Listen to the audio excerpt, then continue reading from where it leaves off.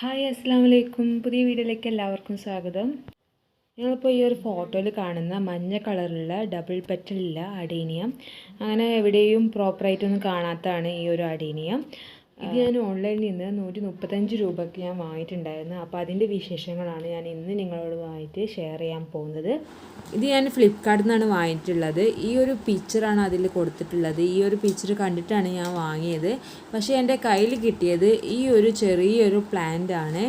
Packing ഒക്കെ നല്ല ഉഷാറായിട്ടാണ് pack ചെയ്തിട്ടുള്ളത്. പ്ലാന്റ്സിന് ഒരു പ്രശ്നം വന്നിട്ടില്ല.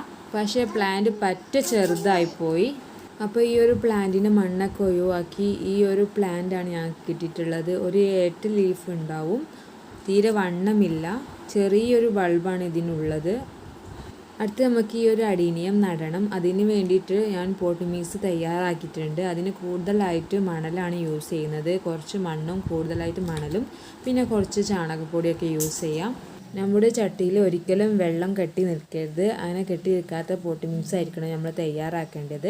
അങ്ങനെ ഇൻഫെക്ഷനൊന്നും വരാതെ ചെയ്യാതിരിക്കാൻ വേണ്ടിയിട്ട് നമ്മൾ സാഫ് യൂസ് ചെയ്യുന്നുണ്ട്. ഞാൻ ചെയ്യുന്നത് പോലെ ചെയ്യാം. അല്ലെങ്കിൽ ഈ ഒരു സാഫ് വെള്ളത്തിൽ കലക്കിയിട്ട് ഇതിൻ്റെ ചുവട്ടിൽ ഒഴിച്ച് കൊടുക്കാം, സ്പ്രേ ചെയ്ത് കൊടുക്കാം. അല്ലെങ്കിൽ ഈ ഒരു പോട്ട് മിക്സിൽ മിക്സ് ചെയ്ത് കൊടുക്കാം. ഈ ഒരു മണ്ണിൽ പിടിക്കുന്നത് വരെയാണ് തണലത്താണ് വെക്കുന്നത്.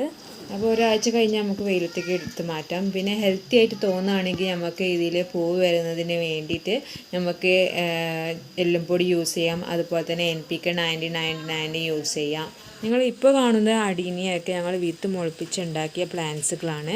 വൈറ്റാണ് കളറ്. ഇതിനൊക്കെ ഞങ്ങൾ സാഫ് 2 ആഴ്ച കൂടുമ്പോഴൊക്കെ സ്പ്രേ ചെയ്യാറുണ്ട്. ഇനി അടുത്ത നല്ലൊരു വീഡിയോ ആയിട്ട് വീണ്ടും കാണാം. ബായ്. അസ്സലാമു അലൈക്കും.